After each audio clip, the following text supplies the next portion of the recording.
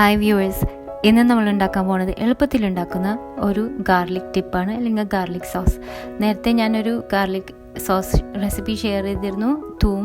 അതിൽ കൂടുതൽ oil use ചെയ്യും, അതുപോലെ കുറച്ച് ഒരു പ്രാക്ടീസ് വേണം.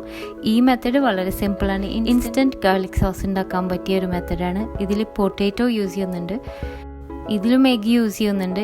എഗ് വൈറ്റ് മാത്രമേ യൂസ് ചെയ്യണുള്ളൂ. എഗ് വൈറ്റ് യൂസ് ചെയ്യുമ്പോൾ എപ്പോഴും പേസ്ചറൈസ്ഡ് എഗ്സ് മേടിക്കാൻ നോക്കുക, അപ്പോൾ ആ ബാക്ടീരിയ ഒഴിവാക്കാം നമുക്ക്.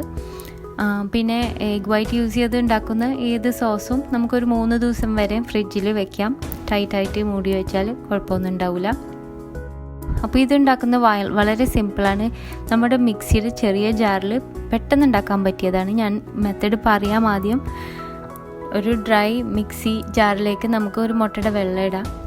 എന്നിട്ട് അതിലേക്ക് ഒരു 2 ടീസ്പൂൺ വെളുത്തുള്ളി, അല്ലെങ്കിൽ 2-3 വലിയ അല്ലി വെളുത്തുള്ളി ഒന്ന് ക്രഷ് ചെയ്തിട്ട് ഇടാം. എന്നിട്ട് അതൊരു 30 സെക്കൻഡ് നമുക്ക് മിക്സ് ചെയ്യാം. അപ്പോൾ ഒരു പേസ്റ്റ് പോലെ ഒന്ന് പതിഞ്ഞ് കിട്ടും. എന്നിട്ട് അതിലേക്ക് 1 ടീസ്പൂൺ ബട്ടർ, അല്ലെങ്കിൽ 2 ടീസ്പൂൺ ഒലിവ് ഓയിൽ. ബട്ടർ ആണെങ്കിൽ കുറവ് മതി, അല്ലെങ്കിൽ ബട്ടറിൻ്റെ ടേസ്റ്റ് പൊങ്ങി നിൽക്കും. ഒലിവ് ഓയിൽ ആണെങ്കിൽ 2 ടീസ്പൂൺ. ഇതൊഴിച്ചിട്ട് നമുക്ക് പിന്നെയും 30 സെക്കൻഡ് മിക്സ് ചെയ്യാം. അപ്പോൾ ഒരു ക്രീമി ആയിട്ട് വരും ആ മിക്സ്ചർ.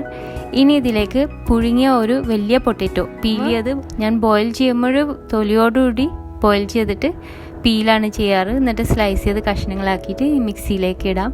എന്നിട്ട് വീണ്ടും ഒരു 30 സെക്കൻഡ് പിന്നെയും ഗ്രൈൻഡ് ചെയ്യാം. അപ്പോൾ നല്ലൊരു സോസ് ടെക്സ്ചറാവും. ഇതിൽ അവസാനം നമുക്ക് 1 ടീസ്പൂൺ നാരങ്ങനീര്, ഉപ്പ് പാകത്തിന്, പിന്നെ 1-2 ടീസ്പൂൺ ഒലിവ് ഓയിൽ അവസാനം, അതൊന്ന് ലൂസനാക്കാൻ ആ വിപ്പ് പൊട്ടാറ്റോൻ്റെ ടെക്സ്ചർ. അപ്പോൾ ഒരു എളുപ്പത്തിലുണ്ടാക്കുന്ന ഇൻസ്റ്റൻറ്റ് ഗാർലിക് സോസ് തയ്യാറാവും. അപ്പോൾ നമുക്ക് നോക്കാം.